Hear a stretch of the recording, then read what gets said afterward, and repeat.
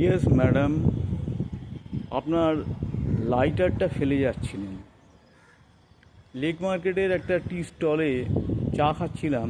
সেখানে একটি মেয়ে তার কয়েকজন বয়ফ্রেন্ডের সঙ্গে বসে চা খাচ্ছিল, তার সাথে সিগারেটও খাচ্ছিল। তা উঠে যাওয়ার সময় লাইটারটা ফেলে যাচ্ছিল। তা আমি সেই লাইটারটা তুলে তাকে দিলাম।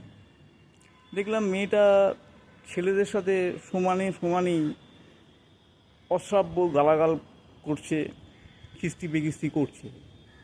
তাই ভাবছিলাম আজকের যুগের মেয়েরা তো সিগারেট মদ খাচ্ছে এবং নানা রকম খিস্তি বেকিস্তিও করছে, মানে গালাগাল মন্দও করছে।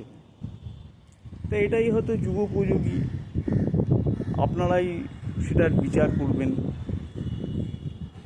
আমার আর কি বলার আছে।